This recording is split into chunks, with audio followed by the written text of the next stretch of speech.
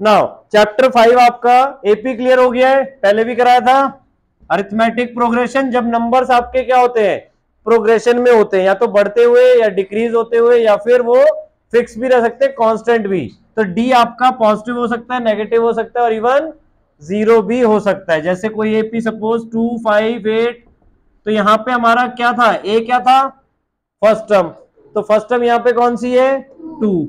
D कैसे निकालते थे, a2 minus a1, that is 5 minus 2 कितना आ गया, 3। डी आपका पॉजिटिव भी हो सकता है, नेगेटिव भी हो सकता है, और जीरो भी हो सकता है। क्लियर। नाउ अब अगर सपोज हमें कोई नंबर की टर्म निकालनी है, सपोज 10th टर्म निकालनी है, तो हम उसे क्या लिख सकते हैं, a प्लस 9d। क्यों, क्योंकि अब 10th टर्म पे जा रहे हैं। जैसे देखो सेकंड टर्म लिख रहे हैं, सेकंड टर्म को हम क्या लिखेंगे, a plus D, D add हो गया तब जाके हमारी सेकंड टर्म बन गई। इसी तरह a3 को क्या लिखेंगे, a प्लस 2d। ऐसे ही चलते चलते हमारा a10 क्या हो जाएगा, a प्लस 9d। a15 लिखना हो तो ठीक है, तो इसी से हमारा फॉर्मूला बन गया an का, that is an equals to a plus n minus 1 into D.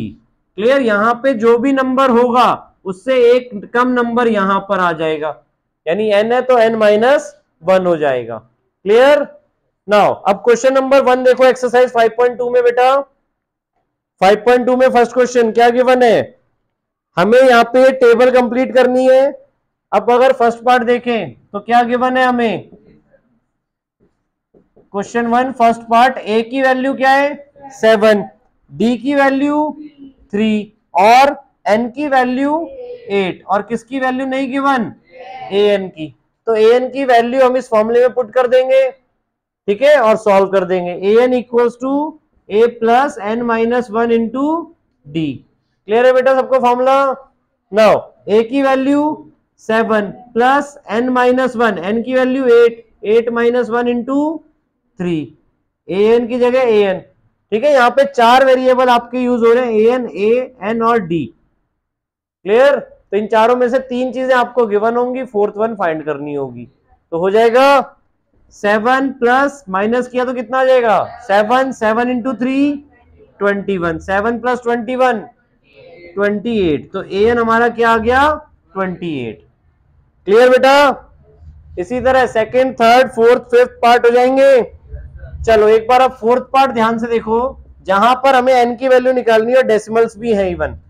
ए क्या है हमारा माइनस 18.9, डी क्या है हमारा 2.5, फर्दर एन हमें नहीं पता है, और ए एन क्या है हमारा 3.6। क्लियर। तो फॉर्मूला अगेन वही, A N equals to A plus N minus 1 into D. Formula एक ही तरीके से आपको यूज करना है। क्लियर। वैल्यूज पुट करनी है, फिर शिफ्ट कराना है, जो भी अननोन होगा वो आपका फाइंड आउट हो जाएगा।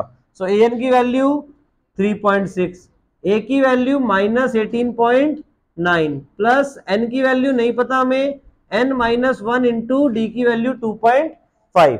अब इसमें इंपॉर्टेंट चीज देखो, जब भी हमें एन की वैल्यू फाइंड करनी होगी तो हम ये वाला ब्रैकेट ओपन नहीं करेंगे। क्लियर। हमने क्या किया, माइनस 18.9 है यहाँ पे, तो उधर जाके क्या हो जाएगा plus, so 3.6 plus 18.9 equals to N minus 1 into 2.5।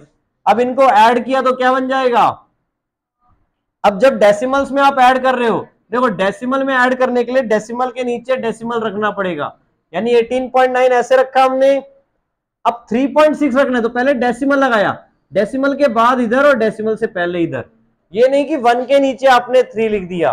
इस चीज को ध्यान से देख लो बेटा, डेसिमल में जब भी आप ऐड या सब्ट्रैक्ट कर रहे हो, मल्टीप्लाई की बात नहीं कर रहा मैं, ऐड या सब्ट्रैक्ट, तो अब आपको डेसिमल के नीचे डेसिमल रखना है, और फिर साइन देखने, मतलब ऐड हो रहा है सब्ट्रैक्ट हो रहा है, दोनों प्लस है तो प्लस ही होगा। ठीक है, अब ऐड करना है इन्हें, तो 9 प्लस 6 15, 1 कैरी, 1 प्लस 8 9, 9 प्लस 3 12, और डेसिमल के नीचे डेसिमल ही आएगा, देखो as it is. So 1 carry यहां हो गया, सो 2 कितना आ गया 22.5 equals to n minus 1 into 2.5। यहां तक क्लियर है सबको। नाउ अब 2.5 इसमें क्या हो रहा है, तो वहां जाके डिवाइड, अब डिवाइड हो या मल्टीप्लाई में हम डेसिमल्स को कैसे सॉल्व करते हैं, हम पहले तो डेसिमल्स हटा लेंगे। यहाँ पे क्या बच गया, n-1 एज इट इज, ठीक है।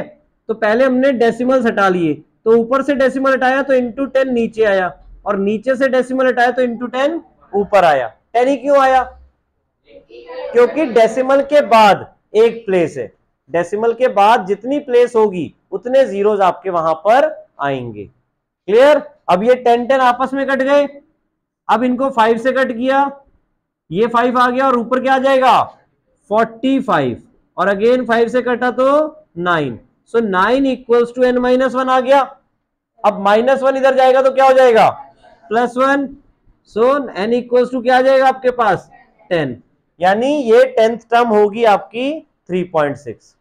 इन सब में मतलब पता है ना, an का मतलब क्या है, वैल्यू ऑफ nth टर्म, ठीक है। यानी जैसे हम बोल रहे हैं कि 10th टर्म क्या होगी, तो 10th टर्म की जो वैल्यू है उसे हम an से लिखते हैं।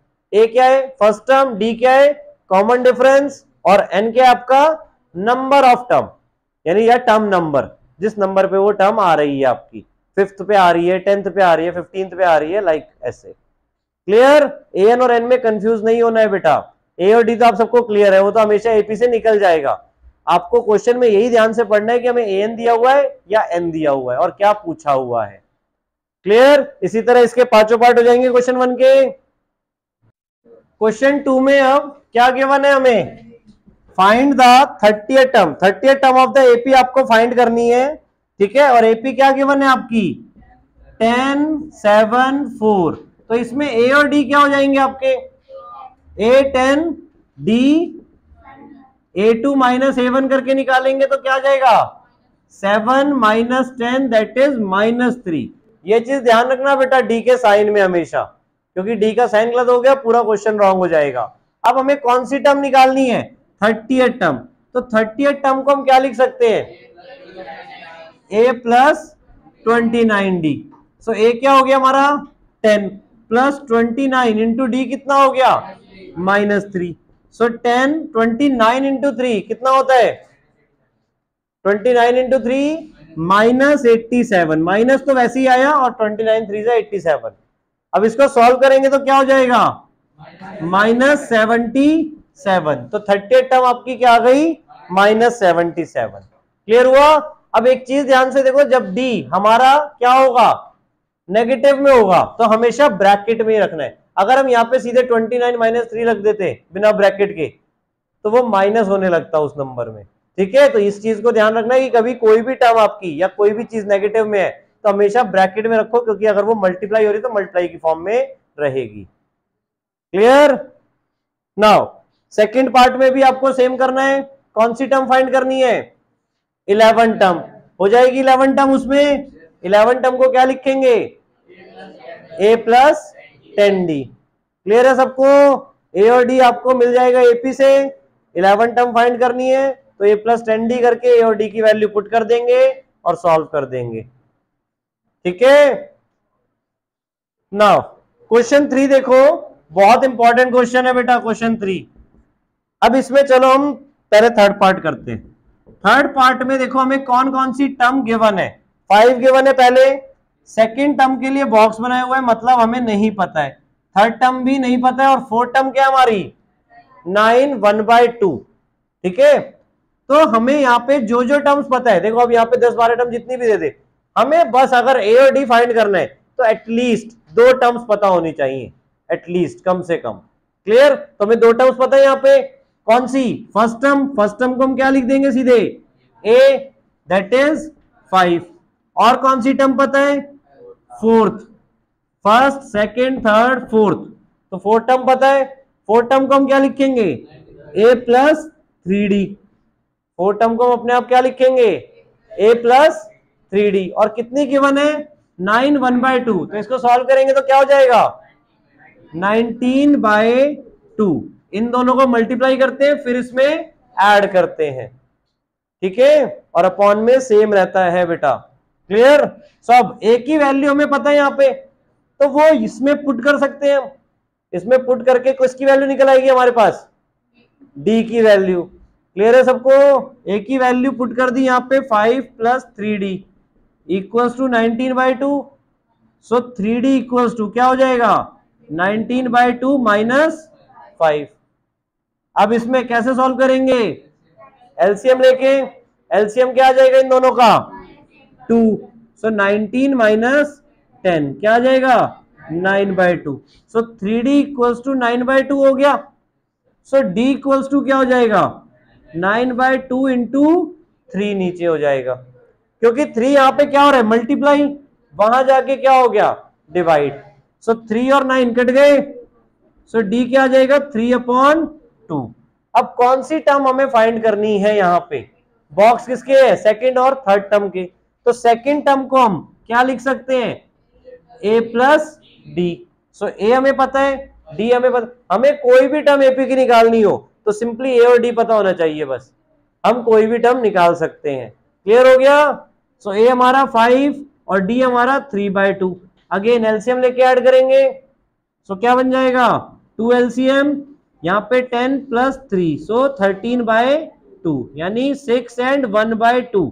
वापस हम उसी फॉर्म में कन्वर्ट कर देंगे जिस फॉर्म में हमें यहाँ पे क्वेश्चन में दिया हुआ था। क्लियर, इसी तरह A3 निकालना है तो A3 को क्या लिखेंगे a प्लस 2D, और इसमें जब फाइनल आंसर लिखेंगे ना लास्ट में वापस बॉक्स बना के लिख देंगे हम कि हमने कौन सी वैल्यूज फाइंड करी है, और ये A3 आपका 8 आ जाएगा।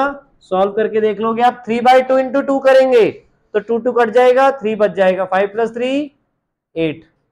क्लियर, लास्ट में आंसर, बेटा बहुत सारे बच्चे यहीं पे गलतियां करते हैं, लास्ट में अगर कोई स्टेटमेंट वाला क्वेश्चन पूछा है कि फाइंड द 30th टर्म, तो आपको A30 पे नहीं छोड़ देना है, लास्ट में वर्डिंग में लिखना है 30th term of this AP is this, जो भी आपका आंसर आया है। हाँ बेटा, हर चीज मार्क्स पे ही आ जाते हो, टीचर उसी से प्रॉपर चेक करता है कि आपने प्रॉपर आंसर, अब आपसे पूछा गया व्हाट इज योर नेम, तो सिर्फ आगे का थोड़ी बताओगे, पूरा नाम ही बताओगे ना ऑब्वियसली।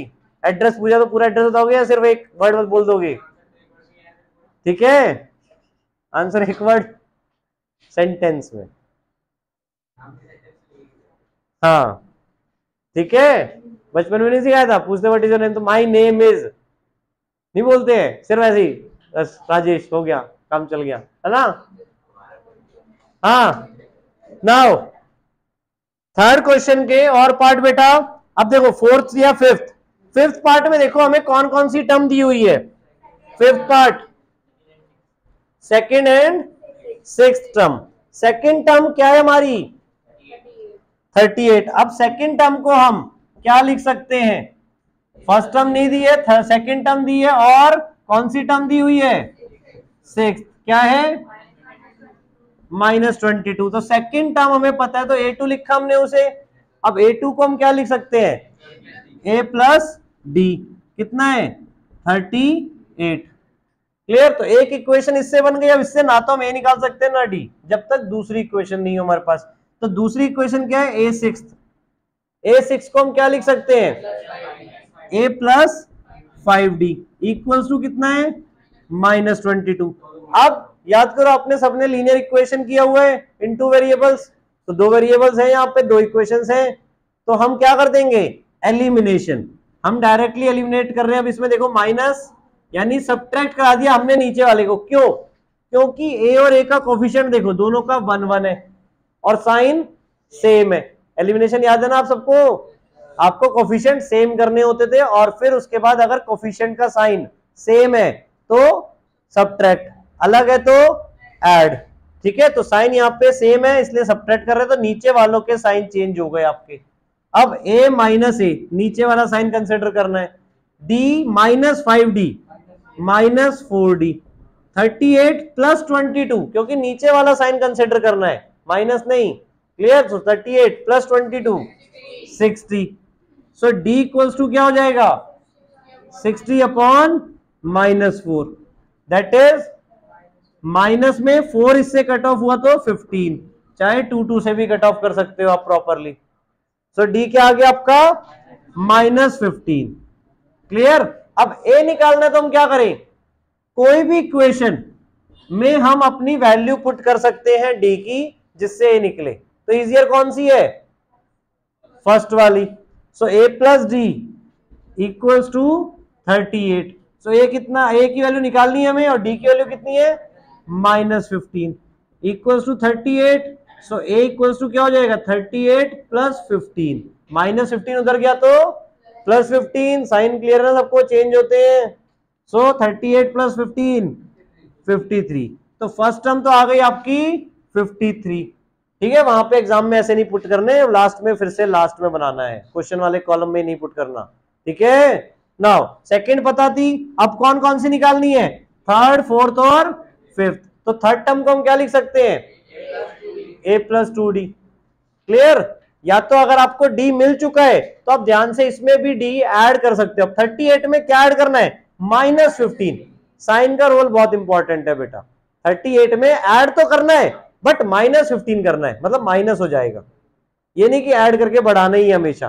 क्लियर, सो 38 प्लस -15 करेंगे तो क्या आ जाएगा 23, फिर 15 माइनस करेंगे यानी कि 8, फिर 15 माइनस किया तो -7, और फिर -15 करके देखो एक बार -22। तो अगर कभी एमसीक्यू में आ जाता है कभी इस टाइप का तो आप डायरेक्ट भी कर सकते हो अगर आपको डी पता चल गया है तो। क्लियर, क्योंकि एपी में कोई भी नेक्स्ट टर्म आपको बनानी है तो डी को उसमें ऐड करना है। क्लियर, याद रहेगा, आ गया समझ में। तो जितनी भी टर्म्स हमें निकालनी हो हम वहां पे फाइंड आउट कर सकते हैं। नाउ फोर्थ क्वेश्चन में अब ध्यान से देखो हमें क्या पूछा है, आपको एपी दी हुई है 3, 8, 13, फर्दर 18 इज 78। आपको क्या पूछा है, which term of this AP is 78। तो हमारे को ये तो पता है ए क्या होगा यहाँ पे 3, डी क्या होगा A2 माइनस A1 करेंगे तो दैट इज 8 - 3 5। ठीक है, अब ये 78 आरम क्या है हमारे लिए an है, क्यों, क्योंकि वैल्यू हमें दी हुई है और क्या पूछा है हमसे कि कौन से नंबर की टर्म है ये, विच टर्म। क्लियर, यानी अगर हमने लाइन वाइज कर रहे हैं फर्स्ट, सेकंड, थर्ड, फोर्थ, तो ये कौन से नंबर पे आ रही है, यानी कि n हमें फाइंड करना है। क्लियर हुआ, सो क्या है formula an equals to a plus n -1 into D, और अगेन यहां पर हमें n फाइंड करना है तो जैसा मैंने कहा था ये ब्रैकेट हम ओपन नहीं करेंगे। 78 यहां लिखा, 3 यहां पे, इधर जाएगा तो क्या हो जाएगा माइनस कितना आ जाएगा 75, डी क्या है आपका 5 वहां जाके डिवाइड 75, 5 की टेबल में कब आता है 15, और फिर -1 वहां जाके प्लस, तो 116। क्लियर, देखो माइंड में ही सॉल्व हो गया अगर इजी है क्वेश्चंस तो। क्लियर, ध्यान से स्टेप्स आपको फॉलो करने, पहले ए शिफ्ट किया, फिर डी डिवाइड में किया, फिर -1 + 1 में कन्वर्ट कर दिया। क्लियर, इसी तरह आपका क्वेश्चन 5th है बेटा, क्वेश्चन 5th के दोनों पार्ट क्या पूछा देखो, find the number of terms. अब अगर हम ये बोले कि ये 16 टर्म पे आ रही थी, ये इसकी 16 टर्म है और यहाँ पे खत्म हो रही थी एपी, तो टोटल नंबर ऑफ टर्म्स कितनी होंगी यहाँ पे 16। सपोज एक क्लास में 1 से लेके 25 रोल नंबर तक है, ठीक है, तो टोटल नंबर ऑफ स्टूडेंट्स कितने हैं 25, क्यों सारे आए हैं, but total number of students वहां पे 25 है। क्लियर हो गया। नाउ सेकंड पार्ट भी सेम दिया हुआ है, सेकंड पार्ट में ए क्या होगा 18, और डी क्या निकलेगा बताओ जल्दी, माइंड में बता सकते हो तो। पहले तो ये बताओ डी नेगेटिव निकलेगा या पॉजिटिव निकलेगा, यही गलत हो, नेगेटिव निकलेगा, क्योंकि आपकी एपी क्या दी है 18, 15, 1/2। तो ये देखो ये बड़ा हो रहा है या छोटा हो रहा है, अगर ये छोटा हो रहा है तो डी आपका नेगेटिव निकलेगा। इवन फर्दर भी अगर आप आगे देखो तो लास्ट में -47 है, मतलब नेगेटिव की तरफ नंबर जा रहे थे। क्लियर, तो डी आपका इसमें नेगेटिव आएगा। फर्स्ट वाले में क्या था डी पॉजिटिव या नेगेटिव, पॉजिटिव, क्योंकि 7, 13 दिया हुआ है तो बढ़ रहा है नंबर। आया समझ में, तो वहां से आप अपना आंसर क्रॉस चेक कर सकते हो कि सही साइन लिया है कि नहीं लिया है, क्योंकि एक साइन के से पूरा क्वेश्चन रॉन्ग हो जाएगा आपका। ठीक है, नाउ 6th क्वेश्चन बेटा। अब 6th क्वेश्चन में देखो हमें क्या दिया है, -150 बोला है, चेक करना है कि ये इसकी टर्म है या नहीं एपी की, और एपी के आपके पास 11, 8, 5 एंड 2 ऐसे डॉट डॉट। सो ए क्या हो गया हमारा 11, डी क्या हो जाएगा 8 माइनस 11 यानी कि -3, और -150 को हमें क्या लेना पड़ेगा अभी अपने लिए an।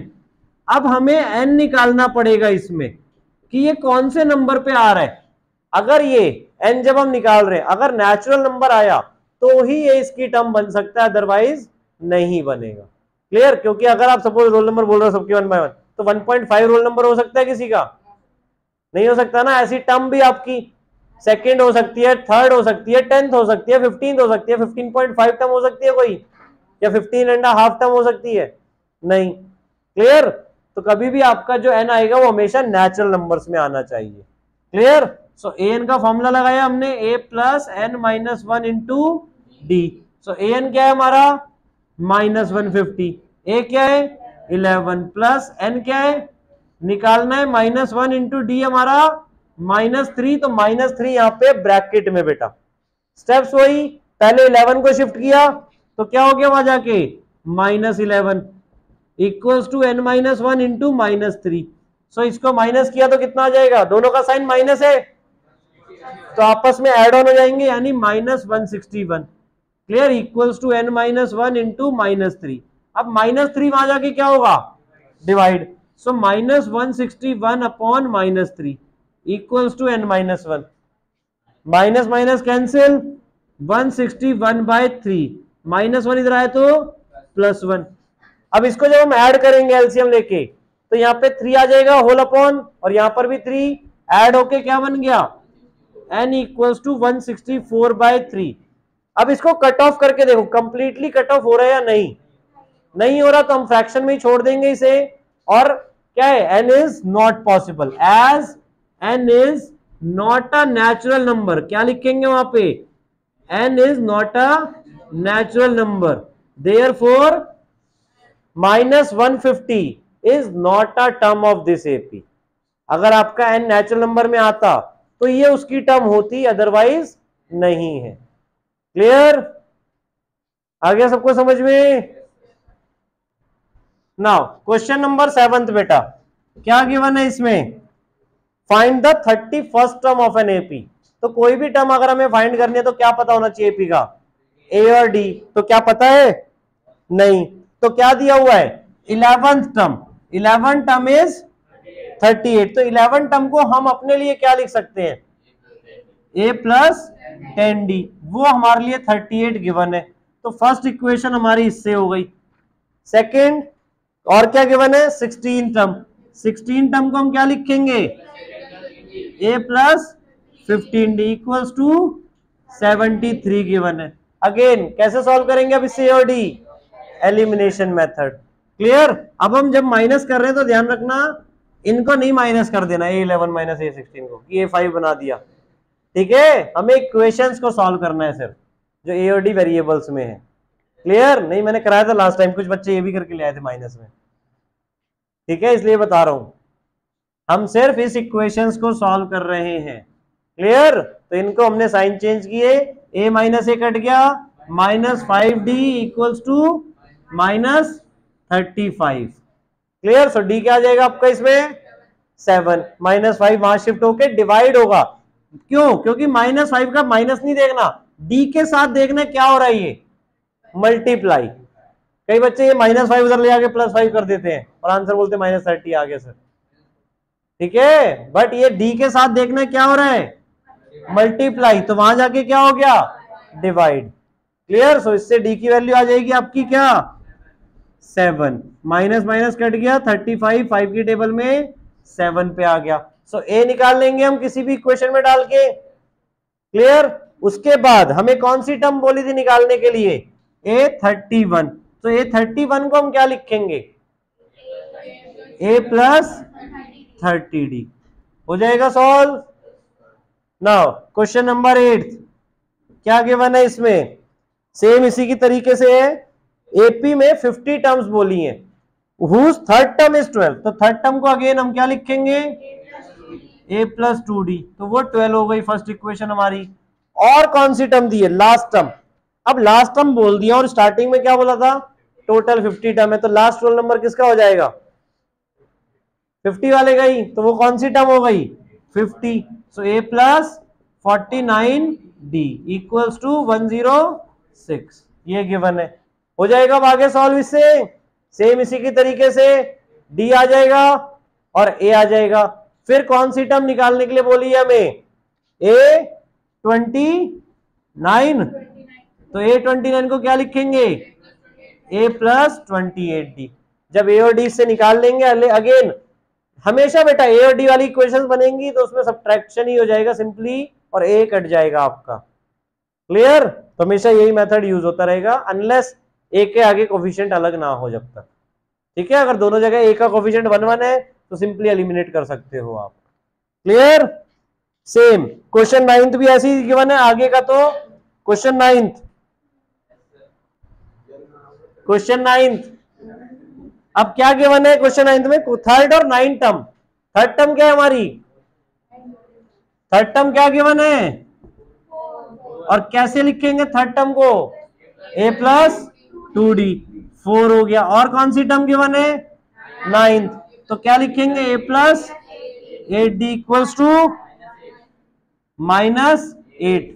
अगेन सबट्रैक्ट करा दिया, यहां पे प्लस हो जाएगा। देखो हम क्या करते हैं, नीचे वालों के साइन चेंज करते हैं। अगर कोई पहले से माइनस में तो वो किस में कन्वर्ट हो जाएगा, प्लस में। Clear, now a minus a cancel out हो गया, 2d minus 8d minus 6d, 4 plus 8 12, so d equals to क्या आ जाएगा, -2, 12 अपॉन -6 हो जाएगा, दैट इज -2। अब a की वैल्यू हम निकाल लेंगे पहली इक्वेशन से, d की वैल्यू पुट करके, सो a -4 हो गया, 2 इंटू 2, और माइनस था इसलिए माइनस हो गया, इक्वल्स टू 4। अब -4 उधर जाएगा तो सो a क्या आ गया आपका 8, तो a और d तो आपका निकल गया बेटा। अब आगे ध्यान से देखो क्वेश्चन में क्या पूछा है, which term of this AP is 0, कौन सी टर्म इस एपी की क्या हो जाएगी, 0। तो वो हम कैसे निकालेंगे, अब हम वो 0 है तो a और d तो हमें पता है, विच टर्म पूछा है, मतलब हमसे क्या पूछा गया है, n, और an हमें दिया हुआ है उसकी value 0, which term of this AP 0, यानी कौन सी टर्म 0 है, 0 क्या है हमारे पास, फिर वैल्यू है उस टर्म की। क्लियर, हमें क्या निकालना है, n निकालना है। a और d आपके पास है तो an का फॉर्मूला हम यूज करेंगे, a plus n minus 1 into D, हो जाएगा सॉल्व। क्लियर, तो वर्ड प्रॉब्लम्स में सिंपली आपको यही पहचानना है क्या दिया हुआ है और क्या निकालना है। क्लियर, क्वेश्चन नंबर 10th, चलो छोटा सा इधर कर रहा हूं, ध्यान से देखो। The 17th term of an AP exceeds it 10th term by 7, क्या मतलब है इसका, 17th टर्म जो है वो किस टर्म से ज्यादा है, एक्सीड मतलब ज्यादा, 10th टर्म से, और कितनी ज्यादा है, तो अगर आपको 17th टर्म को लिखना है in respect of 10th term तो क्या लिखेंगे, a10 प्लस 7, a17th टर्म जो है आपकी वो 10th टर्म से कितनी ज्यादा है, 7 ज्यादा है। तो अगर हम 10th टर्म में 7 ऐड कर दें तो वो किसके बराबर पहुंच जाएगी, 17 टर्म के। आया समझ में इक्वेशन कैसे बनाई। अब क्या निकालना है इस क्वेश्चन में, सिर्फ कॉमन डिफरेंस, क्योंकि अब ध्यान से देखो एक ही इक्वेशन बन रही है और कोई हमें कंडीशन नहीं बोली हुई है। तो a17 को हम क्या लिख सकते हैं, a प्लस 16d, a10 को क्या लिख सकते हैं, क्लियर। अब a प्लस 9d इधर शिफ्ट कर दिए वेरिएबल्स एक साथ, सो क्या हो जाएगा, minus a minus 9d equals to 7, a minus a cut गया आपका, 16d minus 9d equals to 7, so d equals to क्या आ जाएगा, 1। क्लियर, 7/7 दैट इज 1 आ गया। और सिर्फ d फाइंड कर सकते हैं, देखो a हमारा फाइंड नहीं हो सकता जब तक दूसरी इक्वेशन ना हो। देखो क्लियर हुआ, एक वेरिएबल फाइंड हो रहा है क्योंकि एक ही इक्वेशन थी हमारे पास, इसलिए। Clear, 10th question. Question number 11, क्या गिवन है 11th क्वेश्चन में, which term of the AP, AP आपको गिवन है, ध्यान से देखो 3, 15, 27, 39, और हमें बोला कौन सी टर्म इसकी 132 ज्यादा होगी, will be 132 more than it's 54 term. यानी हमारे पास an क्या है, ध्यान से देखो, an है A54 प्लस 132, ठीक है। तो हमें पहले A54 टर्म निकालनी पड़ेगी। अब A54 हम कैसे निकाल सकते हैं, इसमें A क्या हो जाएगा हमारे लिए 3, D क्या हो जाएगा 15 माइनस 3 यानी कि 12। सो A54 हम कैसे निकालेंगे, A प्लस 53D। सो क्या हो जाएगा 3 प्लस 53 इंटू डी की वैल्यू 12। 3 प्लस मल्टीप्लाई करो इसे फटाफट, कितना आएगा 636। 53 10 जा 530, 53 2 जा 106, 530 प्लस 106 636, ऐड किया तो कितना हो गया 639। क्लियर, A54 आ गया आपके पास। अब an हमारे लिए क्या है, A54 प्लस 132, और फिर उससे हमें क्या फाइंड करना है, n की वैल्यू। यानी हमें क्या पूछा है, कौन सी टर्म ये होगी। आया क्वेश्चन समझ में सबको, कौन सी टर्म 54 टर्म से 132 ज्यादा होगी वो हमें बताना है। क्लियर, सो an ये हो गया और n फाइंड करना है। an का formula a plus n minus 1 into D. an की जगह हमने ये वैल्यू पुट कर दी A54 यानी 639 प्लस 132, और a की value 3 plus n minus 1 into D की वैल्यू 12। इनको ऐड भी कर दो और 3 उसमें से माइनस कर दो, तो ऐड करने पे 771 बन गया, minus 3 equals to n minus 1 into 12। Minus किया तो कितना आ जाएगा 768 upon 12 equals to n minus 1। अब 12 से डिवाइड करेंगे तो पहले 2 से डिवाइड किया 6, क्या आ जाएगा 3 1 6 16 8 हो गया, और फिर 4, फिर 2 से फिर से कर दिया तो यहां नीचे 3 आ गया और ऊपर 1 9 2। अब 3 से फिर से डिवाइड किया तो कितना आ जाएगा 6 4। So 64 equals to n minus 1, so n equals to क्या हो जाएगा 64 प्लस 1 यानी कि 65। तो लास्ट में स्टेटमेंट में बेटा therefore 65th term of this AP is 132 more than it's 54th term. Clear, wordings बेटा प्रॉपरली आपको लिखनी है at the end of the question.